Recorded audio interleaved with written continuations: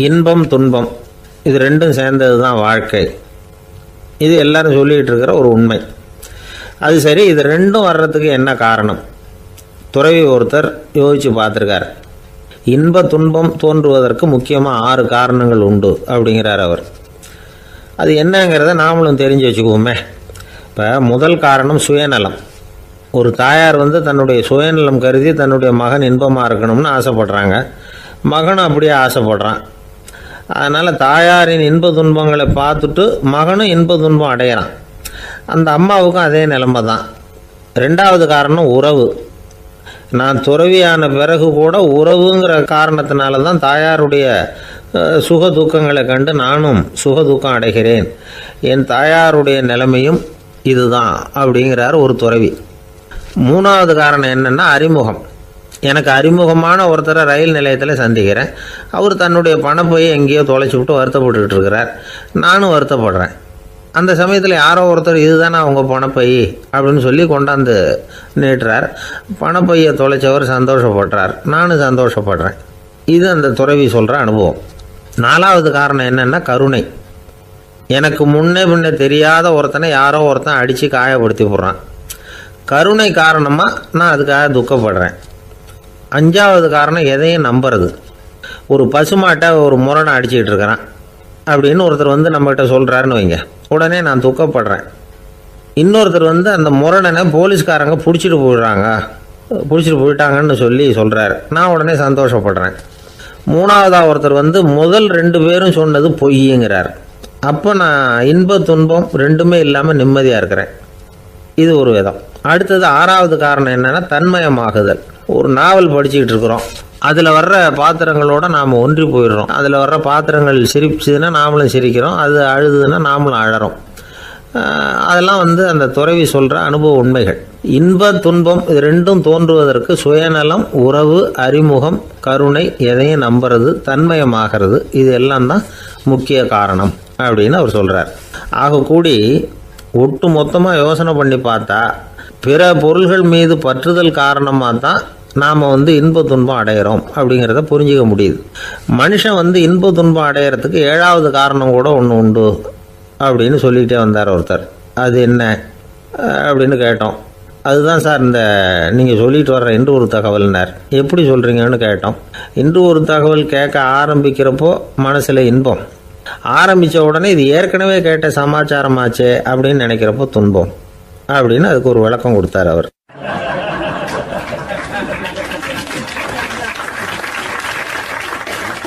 ஆரம்ப காலத்தில் ஒரு குரு, அப்போ ஒரு சீடன் இருந்தான். அது வேடிக்கையான குரு, வேடிக்கையான சீடன். ஒரு ஆசிரமம். ஒரு நாள் ஒருத்தன் அவசரமாக அந்த குருவை தேடி வந்திருக்கிறான். என்ன விஷயம்னு விசாரித்தார் குரு. உங்கள் சீடர் என்னை அடிச்சுட்டார் அப்படின்னு புகார் பண்ணானா அந்த ஆள். குரு சீடனை கூப்பிட்டார். அடிச்சியா இந்த ஆளை அப்படின்னு கேட்டாரான். ஆமான் இருக்கான் சீடன்.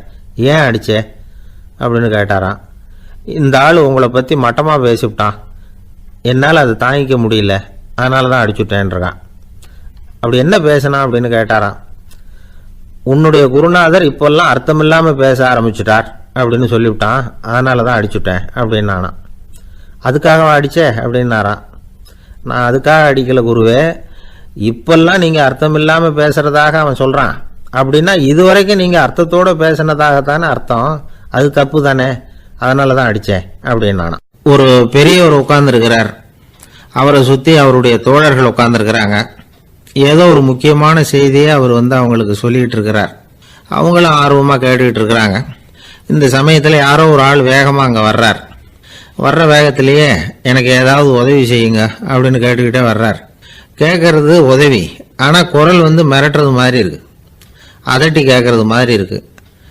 இதை கேட்டது அந்த பெரியவர் ஆத்திரப்படலை, ஆனால் அவரை சுற்றி இருந்தவங்க ஆத்திரப்பட்டாங்க. இதை பெரியவர் கவனிச்சார். கொஞ்சம் அமைதியாக இருங்கன்னார். வந்தவரை கூப்பிட்டார். அவருக்கு சில பொருள்களை கொடுத்தார். என்னங்க இப்போ உங்களுக்கு மகிழ்ச்சி தானே அப்படின்னார். அப்படின்னு அலட்சியமாக அவர் சொல்கிறார்.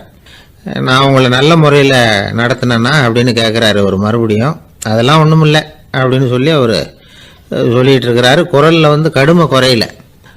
சுற்றி இருந்தவங்களால இதை பொறுத்துக்க முடியல. கோபத்தோடு அவரை நோக்கி நெருங்க ஆரம்பித்தாங்க. பெரியவர் அவங்களையெல்லாம் தடுத்து நிறுத்தினார். வந்தவரை வாங்க என்னோட அப்படின்னு சொல்லி அழைச்சிட்டு போனார். வீட்டுக்கு போனார். அங்கே போனதும் இன்னும் சில பொருள்களை எடுத்து அவர்கிட்ட கொடுத்தார். இப்போ திருப்தி தானே, நான் உங்ககிட்ட நல்ல முறையில் நடந்துக்கிட்டேனா அப்படின்னார். அவர் முகம் இப்போ தான் கொஞ்சம் மலர்ந்தது. ரொம்ப நன்றி, இறைவன் உங்கள் குடும்பத்துக்கு எல்லா நன்மைகளையும் செய்வான் அப்படின்னு சொன்னார். இதே வார்த்தைகளை என்னுடைய தோழர்கள்கிட்டே சொல்லிட்டீங்கன்னா அவங்க கோபம் தணிஞ்சிரும், வர முடியுமான்னார். கண்டிப்பாக வர்றேன் அப்படின்னாரு. மறுநாள் காலையில் அந்த இடத்துக்கு வந்தார். அதே மாதிரி சொல்லிவிட்டு அவர் போயிட்டார். தோழர்கள்லாம் ரொம்ப வியப்போடு பெரியவரை பார்த்தாங்க. அந்த பெரியவர் தான் நபிகள் நாயகம். அவர் சொன்னார், ஒருத்தன் ரொம்ப ஆசையாக ஒரு ஒட்டகத்தை வளர்த்துக்கிட்டு வந்தான். ஒரு நாள் அந்த ஒட்டகம் கயத்தை அறுத்துக்கிட்டு ஓடி போயிட்டுது. அக்கம் பக்கத்தில் இருக்கிறவங்கெல்லாம் அந்த ஒட்டகத்தை பிடிக்கிறதுக்கு முயற்சி பண்ணாங்க. அதை துரத்திக்கிட்டு ஓடினாங்க. ஒட்டகம் தாறுமாறாக ஓட ஆரம்பிச்சுது. இந்த சமயத்தில் ஒட்டகத்தை வளர்த்தவன் அங்கே ஓடி வந்தான். நீங்கள் அதை ஒன்றும் செய்ய வேணாம், விட்டுருங்க, அதோட சுபாவம் எனக்கு நல்லா தெரியும், அதை சுலபமாக என்னோட வழிக்கு கொண்டுட்டு வந்துட முடியும், நான் பார்த்துக்கிறேன், விட்டுருங்க அப்படின்னா. எல்லாரும் விலகி போயிட்டாங்க. இவன் என்ன செஞ்சான் தெரியுமா? கொஞ்சம் புல்லை கையில் எடுத்துக்கிட்டு அந்த ஒட்டகத்தை நெருங்கினான். அவ்வளவுதான். அது ஓடி இவன் காலடியில் உட்காந்துக்கிட்டது. செல்லமாக அதை அப்படியே தடவி கொடுத்தான். முதுகில் ஏறி உட்காந்துக்கிட்டான். அது பாட்டுக்கு சாதுவாக நடந்து போகுது. இந்த கதையை நபிகள் நாயகம் தம்முடைய தோழர்களுக்கு சொல்கிறார். ஒட்டகத்தை மட்டும் இல்லை, சில மனிதர்களையும் கூட சில விதத்தில் அணுகிதான் அவர்களை சீர்திருத்த வேண்டியிருக்குது அப்படிங்கிறத அவங்களுக்கு உணர்த்தினார். இது ஒரு அழகான உளவியல் அணுகுமுறை. சில குடும்ப தலைவர்கள் கூட இந்த ஒட்டகம் மாதிரி நடந்துக்கிறது உண்டு, அப்புறம் அடங்கி போகிறதும் உண்டு. ஒரு குடும்ப தலைவர் காலையில் எழுந்திரிச்சதுலேருந்து சத்தம் போட்டு கத்திக்கிட்டு இருப்பார். பக்கத்தில் இருந்தவங்கலாம் ஓடி போய் சமாதானம் பண்ணி பார்த்தாங்க. அவர் ஓயறது மாதிரி தெரியல. கடைசியில் அவர் மனைவி வந்தாங்க. நீங்கள் எல்லாம் விலைக்கு போயிடுங்க, அவர் சுபாவம் எனக்கு தெரியும், நான் பார்த்துக்கிறேன் அப்படின்னாங்க. சரின்னு எல்லாரும் போயிட்டாங்க. சாயந்தரமாக பார்க்குறாங்க, அவர் சத்தம் இல்லாமல் ஒரு மூலையில் உட்காந்துருக்கிறார். ரொம்ப சாதுவா. ஆச்சரியமாக இருந்தது. என்னம்மா பண்ணீங்கன்னு கேட்டாங்க. அது ஒன்றும் இல்லைங்க, ஒரு வேளை சாப்பாட்டை நிறுத்தினேன், பட்னி போட்டேன், அவ்வளவுதான் அப்படின்னாங்க அந்த அம்மா.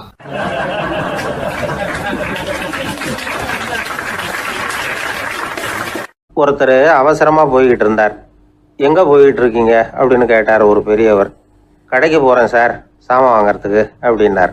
அங்கே போகிறதுக்கு முன்னாடி தெரிஞ்சிக்க வேண்டியதெல்லாம் தெரிஞ்சுக்கிட்டீங்களா அப்படின்னு கேட்டார் பெரியவர். கடைக்கு போய் காசை கொடுத்து ஒரு பொருளை வாங்கிட்டு வரப்போகிறோம், இதில் தெரிஞ்சிக்க வேண்டியது என்ன இருக்குது அப்படின்னார் அலட்சியமாக. இப்போ அந்த பெரியவர் பேச ஆரம்பித்தார். இந்த உலகத்தில் எந்த ஒரு செயலில் இறங்குறப்போவும் நாம் நல்லா ஆலோசனை பண்ண வேண்டிய விஷயம் 5 அப்படின்னார். உதாரணமாக, ஒருத்தன் கடைக்கு போய் ஏதோ ஒரு பொருளை வாங்கிட்டு வர போகிறான்னு வச்சுக்கோங்களேன். அப்போ கூட அவன் 5 விஷயங்களை பற்றி தெரிஞ்சுக்க வேண்டியிருக்குது அப்படிங்கிறார் அவர். முதல்ல அந்த பொருள் எப்படிப்பட்டது அப்படிங்கிறத தெரிஞ்சுக்கணும். ரெண்டாவதாக தன்னை பற்றியும் தெரிஞ்சுக்கணும். அப்போ தான் அந்த பொருள் தனக்கு தேவையா இல்லையா அப்படிங்கிறத புரிஞ்சுக்க முடியும். மூணாவதாக தெரிஞ்சுக்க வேண்டியது ஒன்று இருக்குது. அது என்னன்னா, அந்த பொருளை அடையறதுக்கு வழி என்ன அப்படிங்கிறது தெரிஞ்சுக்கணும். அதாவது எவ்வளவு பணம் கொடுத்தா அது கிடைக்கும், இது மாதிரியான விஷயங்கள். நாலாவதா, அந்த பொருளை அடையிறது மூலமா நாம் அடையக்கூடிய பயன் என்ன அப்படிங்கிறதையும் உணரணும். அஞ்சாவது, அந்த பொருளை அடையிறதுல இருக்கக்கூடிய தடை எது அப்படிங்கிறதையும் நாம் தெரிஞ்சுக்கணும். பெரியவர் பேசுறது ஏதோ தத்துவம் மாதிரி தெரியுது இல்லையா? தத்துவம் தான். அதாவது இப்படி உலகியல் வாழ்க்கையில் சின்ன சின்ன விஷயங்கள்லேயே நாம் 5 விஷயங்களை தெரிஞ்சுக்க வேண்டி இருக்குது. அது ரொம்ப அவசியமாக இருக்குது. பேரின்ப நிலைன்னு சொல்கிறாங்கல்ல, அது மாதிரி பெரிய சமாச்சாரங்கள்லேயும் இந்த 5 விஷயங்களை நாம் தெரிஞ்சுக்க வேண்டியிருக்குது. அதுக்கு பேர் என்னன்னா அர்த்த பஞ்சகம். வைணவ சமயத்தில் அர்த்த பஞ்சகம்ங்கிறது ரொம்ப பெரிய விஷயம். கடைக்கு போகிறது மாதிரி கடவுளை பார்க்க போகிறப்போ நாம் 5 விஷயங்களை தெரிஞ்சுக்கணுமா. முதல்ல பரம்பொருள் அப்படிங்கிறது என்ன, அதோட தன்மைகள் என்ன, இதை தெரிஞ்சுக்கணும். இதுக்கு பேர் என்னன்னா பரமாத்ம ஸ்வரூபம் அப்படின்னு பேர். ரெண்டாவது, நாம யாரு, நம்மோட தன்மை என்ன அப்படிங்கிறத தெரிஞ்சுக்கணும். நான் யாருன்னு எனக்கே தெரியலங்கிறப்போ இதை நான் சொல்கிறேன்னு இது என்னுடையதுன்னு சொல்கிறது தப்பு தானே. அப்புறம் மூணாவது விஷயம், பரம்பொருளை நாம் அடையறதுக்கு வழி எது, இது தெரிஞ்சுக்கணும். இது உபாய ஸ்வரூபம் அப்படின்னு பேர். நாலாவது விஷயம், நாம் அடைய வேண்டிய பயன்கள் என்ன அப்படிங்கிறது தெரிஞ்சுக்கிறது. இதுக்கு புருஷார்த்தம் அப்படின்னு பேர். அஞ்சாவது, அந்த பயனை அடைய விடாமல் தடுக்கிற தடைகள் யாவை அப்படிங்கிறது தெரிஞ்சுக்கிறது. இது விரோதி ஸ்வரூபம். இதைத்தான் தடையியல் அப்படின்னு சொல்றாங்க. அதாவது பரமாத்மாவை பற்றிய அறிவு, ஜீவாத்மாவை பற்றிய அறிவு, உபாயம் பற்றிய அறிவு, புருஷார்த்தம் பற்றிய அறிவு, இந்த 4 அறிவுக்கும் எதிரடையா, அதாவது அதையெல்லாம் தப்பா புரிஞ்சுக்கிறதால உண்டாகக்கூடிய அறிவு விரோதி ஸ்வரூபம். என்ன இது தகவல்ல ஏதாவது கதை சொல்லுவீங்கன்னு பார்த்தா ஏதோ தத்துவம் பேசிக்கிட்டு இருக்கிறீங்களே அப்படின்னு நினைக்கலாம். இதுவும் தெரிஞ்சுக்க வேண்டிய ஒரு பெரிய விஷயம்தான். காதில் போட்டு வச்சா எப்போவாவது உபயோகப்படும். என்னுடைய நண்பர் ஒருத்தர் ஒரு நாள் என்கிட்ட சொன்னார், சார் அடுத்த மாதம் தஞ்சாவூரில் ஒரு கல்யாணம், போகிறதா வேண்டாமா அப்படின்னு ஒரே குழப்பமா இருக்கு அப்படின்னார். நான் உடனே இந்த அர்த்த பஞ்சக உபதேசம் பண்ண ஆரம்பித்தேன். அவர் எல்லாத்தையும் பொறுமையாக கேட்டுவிட்டு, சரி சார் நான் போகிறதுன்னு முடிவு பண்ணிவிட்டேன்னார். எப்படி இந்த முடிவுக்கு வந்தீங்க அப்படின்னு கேட்டேன். அவர் சொன்னார், சார் அந்த 2வது பாயிண்ட் ஒன்று சொன்னீங்களே, அதை புரிஞ்சுக்கிட்டதுக்கு அப்புறம்தான் இந்த முடிவுக்கு வந்தேன் அப்படின்னார். என்ன 2வது பாயிண்ட்டுன்னு? அதாவது தன்னை பற்றி புரிஞ்சுக்கணும் அப்படின்னு சொன்னீங்க. உடனே என்னை பற்றி புரிஞ்சுக்கிட்டேன், நான் யாருங்கிறது எனக்கு தெரிஞ்சுது, உடனே போகிறது தான் நல்லதுன்னு முடிவு பண்ணிவிட்டேன்னார். நீங்கள் யாருன்னு கேட்டேன். நான் தான் சார் அந்த கல்யாணத்தில் தாலி கட்ட வேண்டிய மாப்பிள்ளை அப்படின்னார்.